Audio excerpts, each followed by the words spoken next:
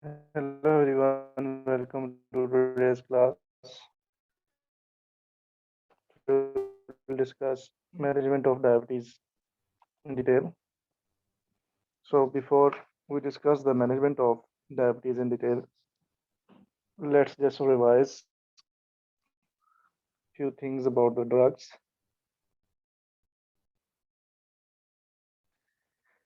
The drugs that we need to avoid in bad kidneys or if GFR is less than 30, there are two. MS should be avoided in GFR if the GFR is less than 30.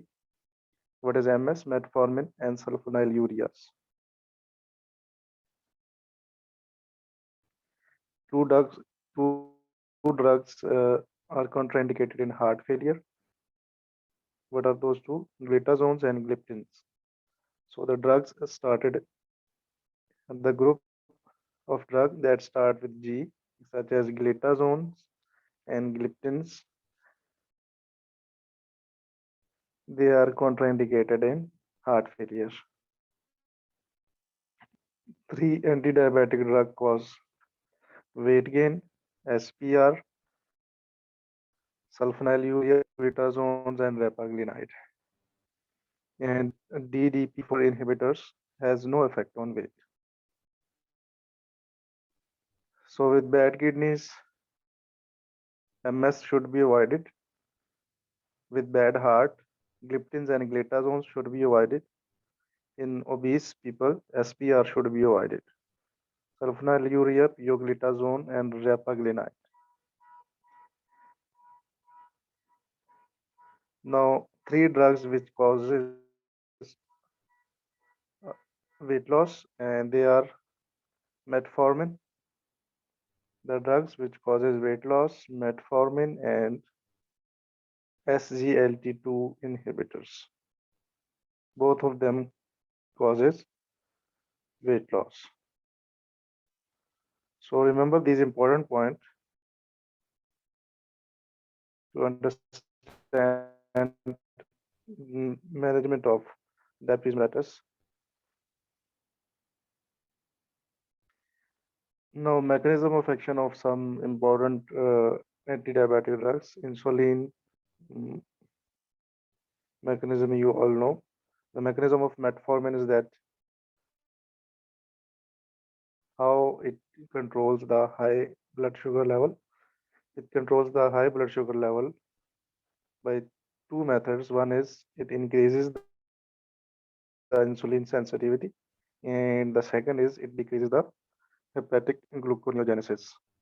Sulfonylureas, they stimulate the pancreatic beta cells to secrete insulin.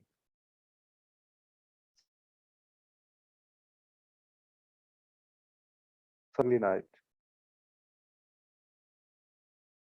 Repaglinide and sulfonylureas, the drugs that ends in IDE, such as gliclazide, glimepiride, and glibenclamide.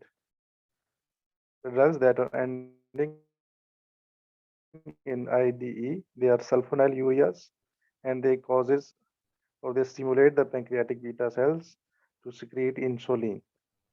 Because they stimulate the pancreatic beta cell to secrete insulin, so that's why they can cause hypoglycemia because they are stimulating the release of insulin. That's why it can cause hypoglycemia and weight gain like insulin. Insulin can also cause hypoglycemia and weight gain. And sulfonylureas, because they stimulate the pancreatic beta cells to secrete insulin, so they can also cause hypoglycemia and weight gain. So what are the three drugs that can cause weight gain? They are SPR, sulfonylureas, P for pioglitazone, because pioglitazone can cause water retention or fluid retention. That's why it can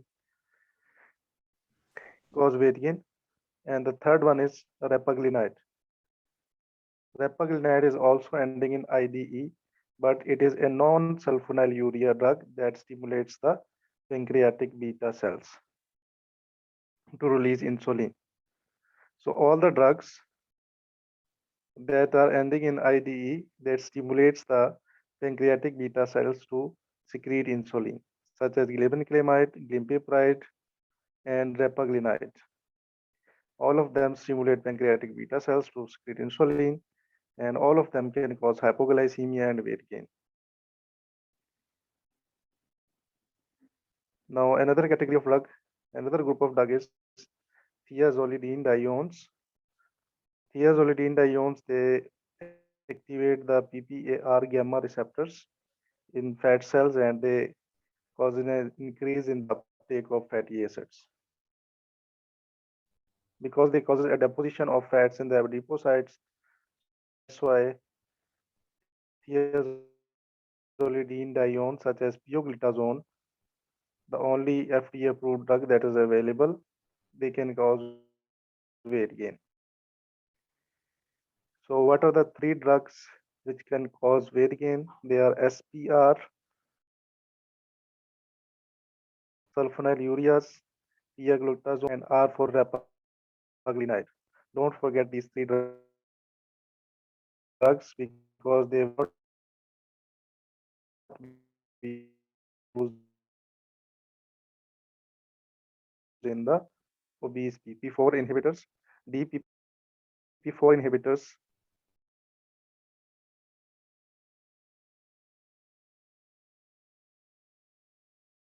incretin is a hormone that is released normally in the enteric tract in response to hyperglycemia. What is the function of incretin? Incretin inhibits the glucagon secretion. So when glucagon secretion is inhibited, glucose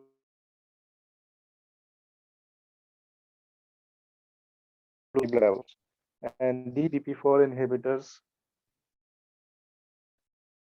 have no effect on weight. They neither increase the weight or nor decrease the weight.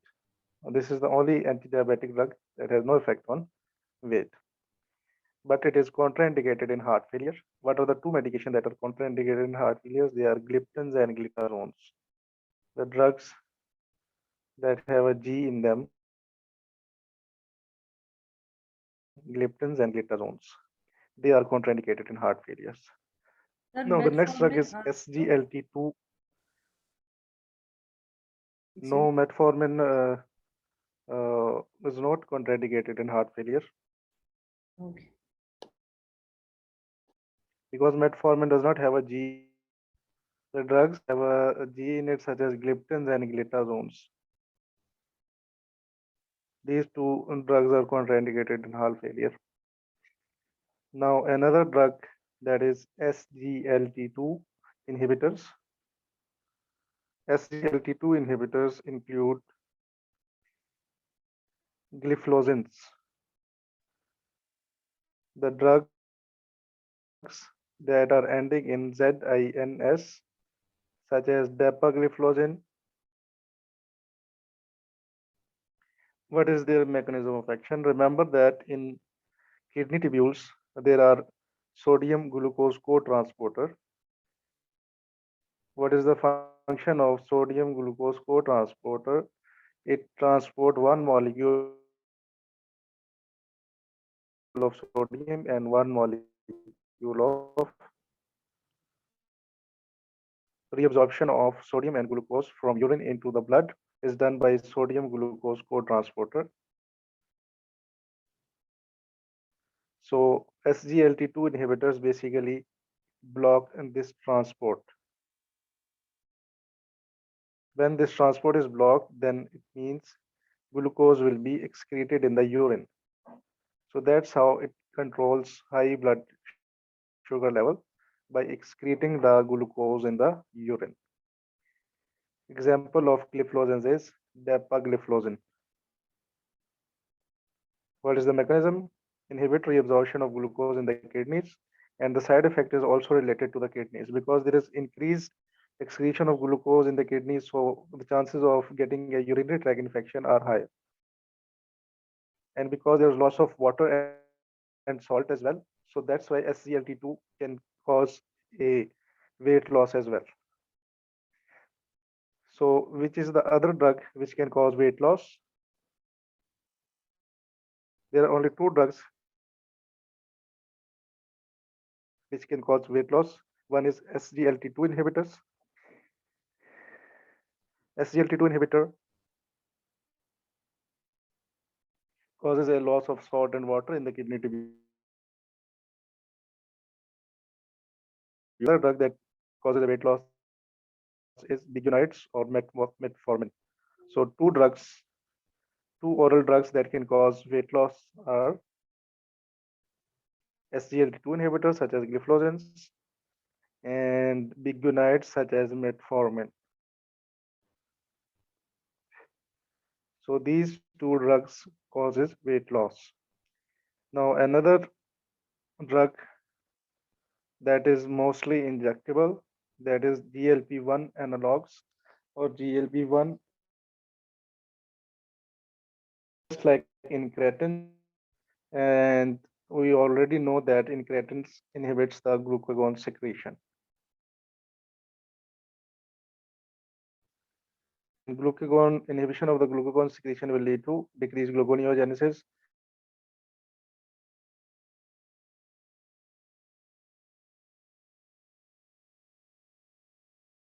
and of incretin,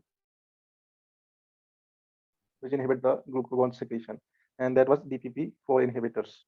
See, both of these drugs that enhance the incretin, they have a risk of pancreatitis. Also cause pancreatitis, and GLP-1 agonist can also cause pancreatitis. This is an injectable drug which can cause weight loss.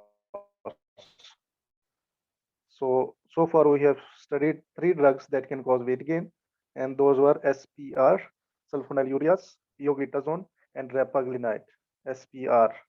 And three drugs which can cause weight loss, three anti-diabetic drugs, two are oral, such as metformin and SGLT2 inhibitors, and one is injectable, such as GLP-1 agonists.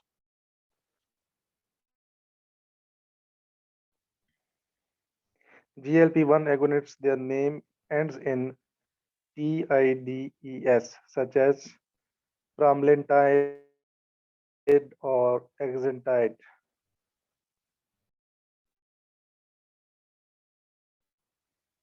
Their mechanism of action, and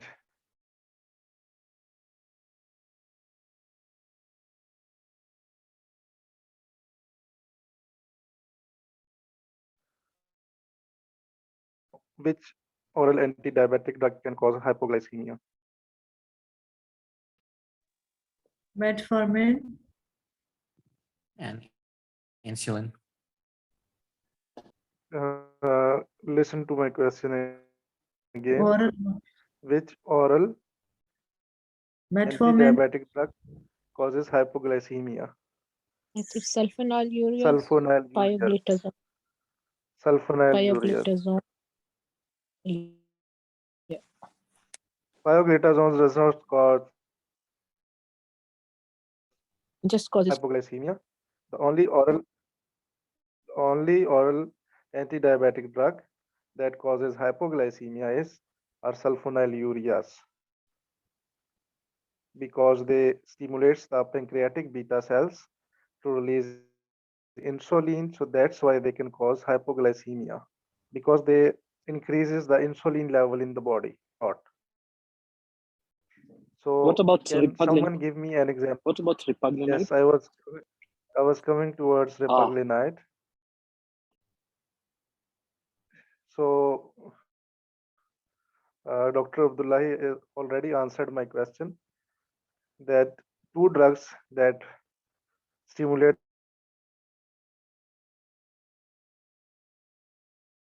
the pancreatic beta cells are sulfonylureas and non-sulfonylureas such as repaglinide. These are the only oral anti-diabetic drugs which causes hypoglycemia. All other drugs does not cause hypoglycemia. Remember this one. It will be very important in the preoperative management of the patient with diabetes mellitus or type 2 diabetes mellitus.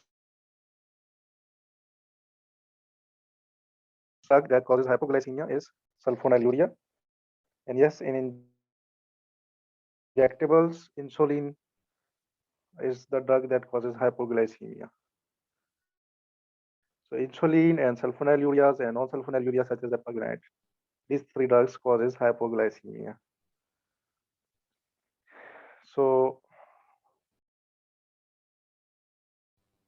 which drugs causes weight gain? What are the drugs that can cause So weight gain? sulfonylureas, Hmm. 5-glutazone, Yes, and yes. repaglinide and repugnant. SPR. SPF. Yes. Remember the mnemonic SPR to remember the drugs that causes weight gain. Now tell me oral anti-diabetic drugs that causes weight loss.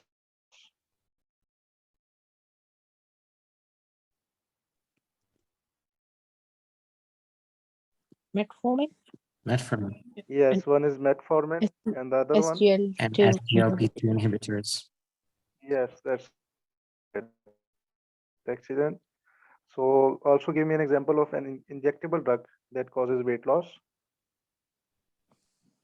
GLP-1 GLP-1 agonist. GLP-1 agonist, yeah. analogs such as pramlintide and Exentra. So these three drugs can be a good option in obese people. Now we'll do some guidelines related to the management of type 2 diabetes mellitus. The updated guidelines, they were updated in 2015. Remember that the normal HbA1c is 42. Normal HbA1c levels are 42 millimole per mole.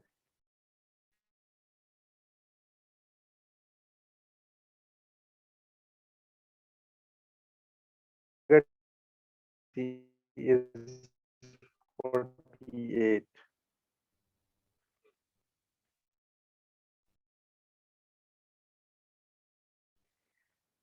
What is the dietary advice?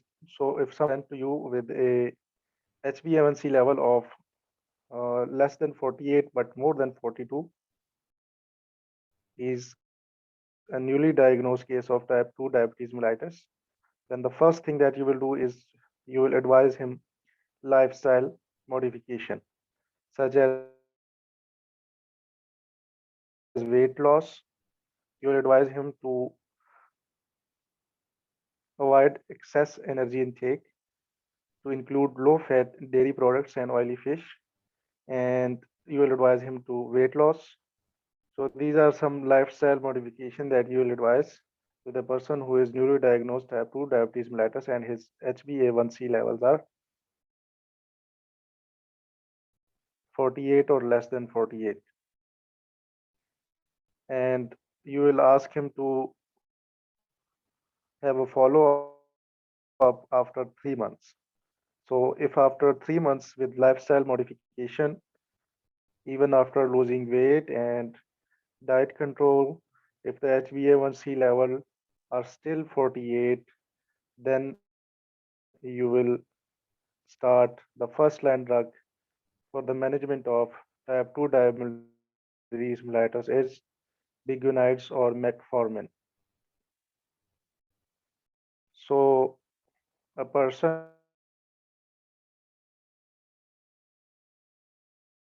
with HbA1c level of 48 and after lifestyle modification, the HbA1c level is still 48. Now, what are the target levels in different circumstances? For only lifestyle modification, the target is 48.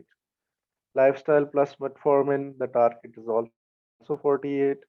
And if the person is taking a drug that can cause hypoglycemia, so which anti-diabetic drug can cause hypoglycemia? Sulfonyl sulfonylureas. So if the person is taking a sulfonylurea, then his target HbA1c will be 53. So on metformin and lifestyle modification, the target HbA1c is 48. And if someone is taking a drug that can cause hypoglycemia, such as sulfonylurea, then the target HbA1c will be 53. So I'll repeat it.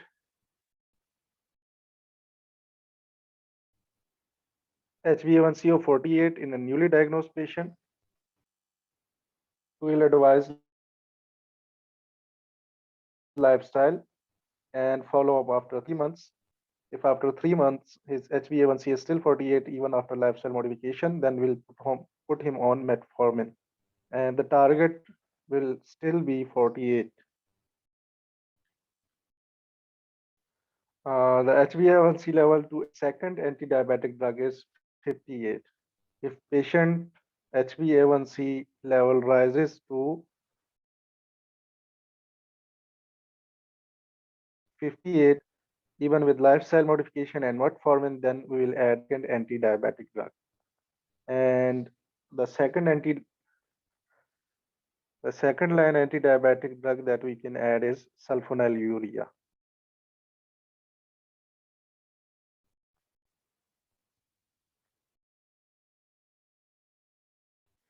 So there are two types of guidelines. One are for those people who tolerates metformin. The side effects of metformin include that metformin causes gastroenteritis. It causes lactic acidosis. Gastroenteritis is more common, and lactic acidosis is less common. So if someone tolerates metformin, then there are separate guidelines. And if someone does not tolerate metformin, then what are the guidelines? We will discuss both of them one by one.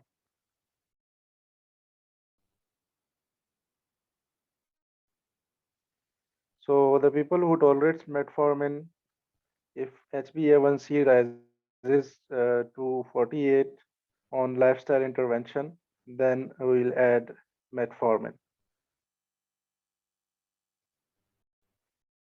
Now, even on to 58 or 75% or more than 75%, 7.5%, then a second drug should be added from the following list: sulfonylureas, gliptins, pioglitazone, and SGLT2 inhibitors. We can add any of them, uh, keeping in mind their side effects and depending upon the patient condition, such as sulfonylureas and pioglitazones. SPR can cause weight gain. So sulfonylurea and pioglitazones are contraindicated in people with MS. Metformin and sulfonylurea, they should be avoided in bad kidneys. So these factors should be kept in mind before prescribing any of these drugs. So a patient presented to us with HbA1c 48. We advised him lifestyle intervention and followed the patient after 3 months. After 3 months, his HbA1c was still 48. So we started him, we put him on metformin. And now, even after lifestyle modification and metformin, his HbA1c has risen to 58 millimole per mole.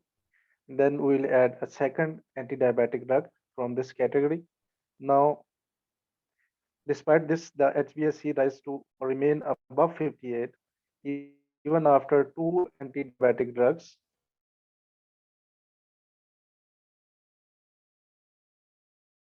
and lifestyle intervention. The patient HbA1c is still above 58. Then we can add a third.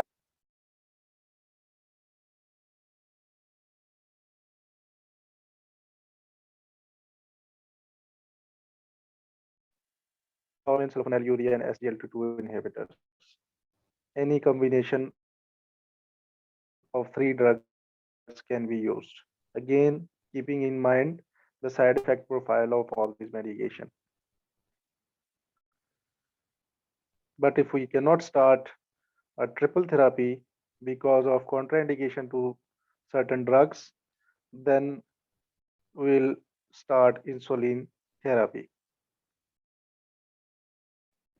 If the patient HbA1c is 58 even on two drugs, 58 or above 58 even on two drugs, if there are contraindication to the third drug, then we can put the patient on insulin.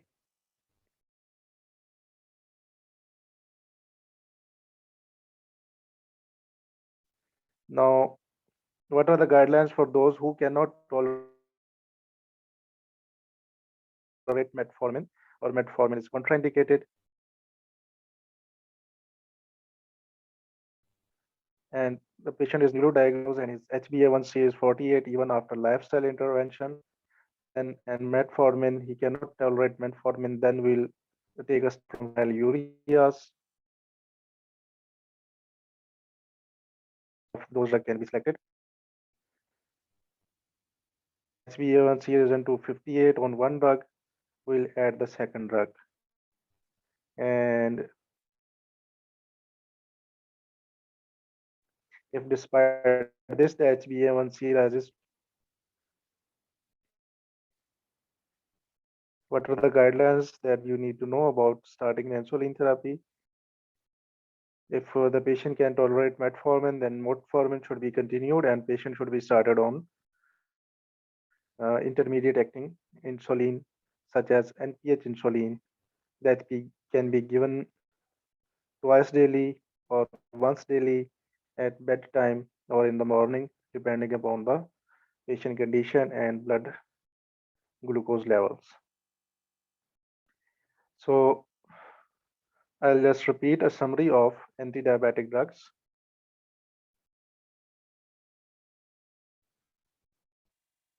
Patient with a HbA1c level of 48, the first thing to do is lifestyle intervention. And if with lifestyle intervention there is no improvement in HbA1c levels or HbA1c is still 48, then we'll start or prescribe him first anti-diabetic drug, which is the first line drug is metformin. If the patient can tolerate metformin, otherwise sulfonylurea. Now the patient is on lifestyle intervention plus metformin and his HbA1c is 58 or more than 58. Then we'll add a second drug. But even after double therapy, if the patient HbA1c levels remain above 58, then we'll consider of adding the third drug. And if there is any contraindication to second or third drug, or if we cannot start him on gliptins or sulfonylurea alone, we consider insulin therapy if the patient HbA1c level remains above 58 or 58 even on two drugs.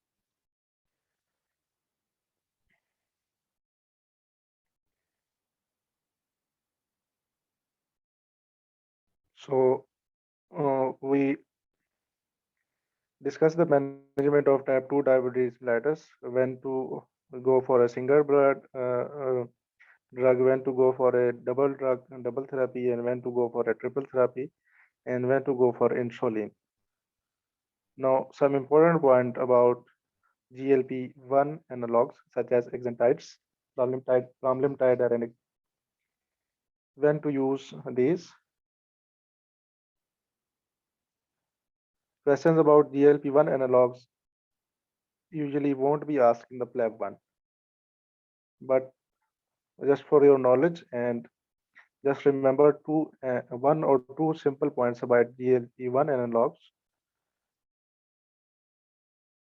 because insulin can cause weight gain.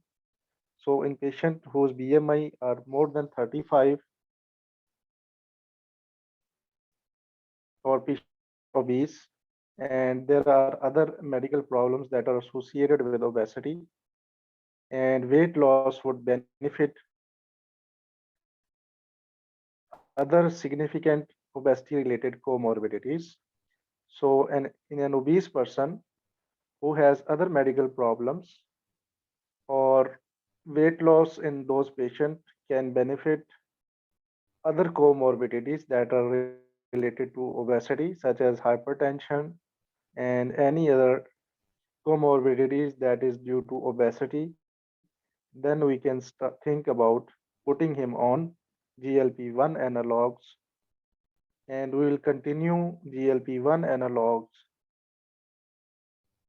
if there is reduction of at least 1% of HbA1c and a loss of and a weight loss of 3% of initial body weight in 6 months. Again, a short summary of when to consider or what is the criteria for GLP-1 analogs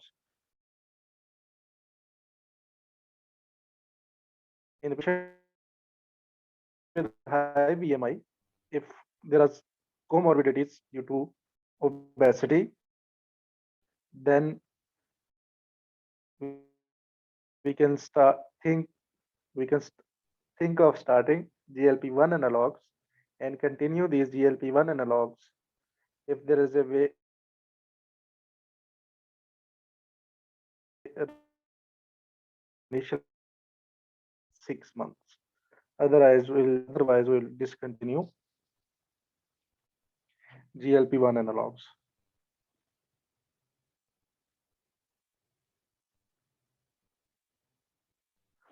So this was all about the management of type 2 diabetes mellitus. Is it clear to everyone up to this point? Yes, sir. Does someone, if someone have any questions?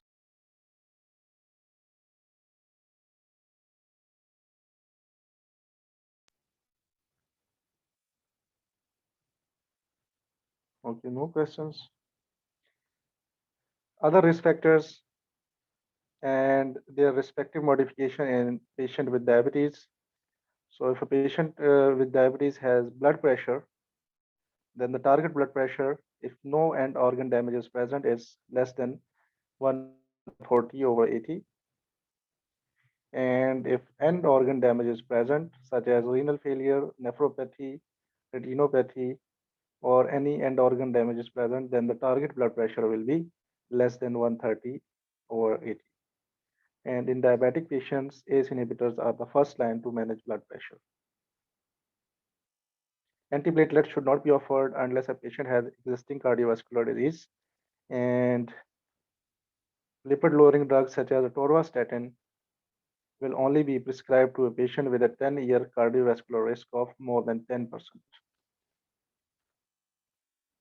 And the first line statin of choice is atorvastatin, 20 milligram.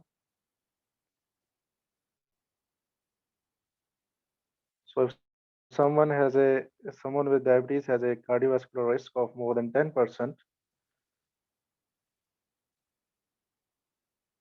then he can be started on atorvastatin 20 milligram for primary prevention of cardiovascular diseases. The dose of atorvastatin for secondary prevention is 80 milligram. Now some questions.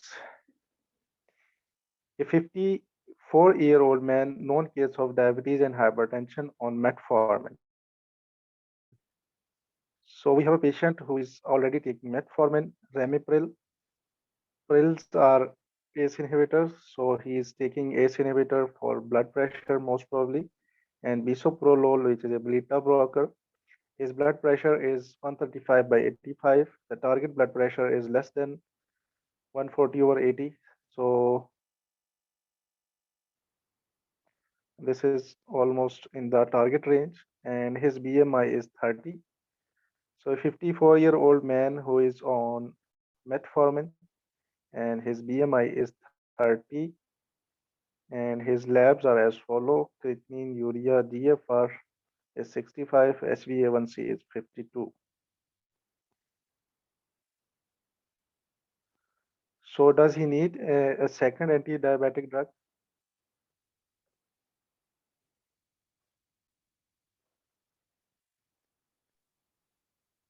Yes, he Patient does. on patient on metformin and his HbA1c is 52. Does he need a second anti-diabetic drug? No, he doesn't. Sir, First, the lifestyle changes.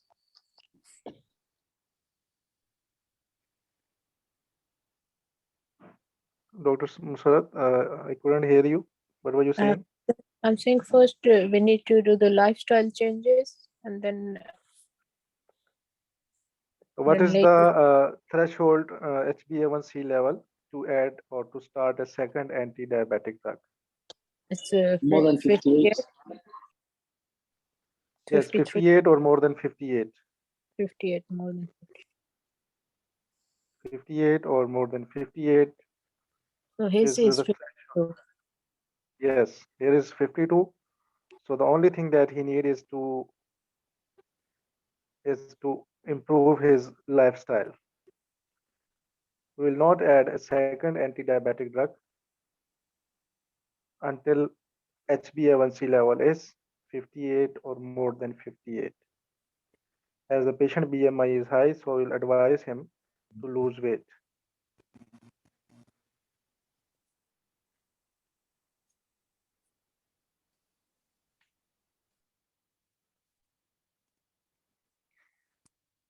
So if the patient has new diagnosis of diabetes 2, DM2,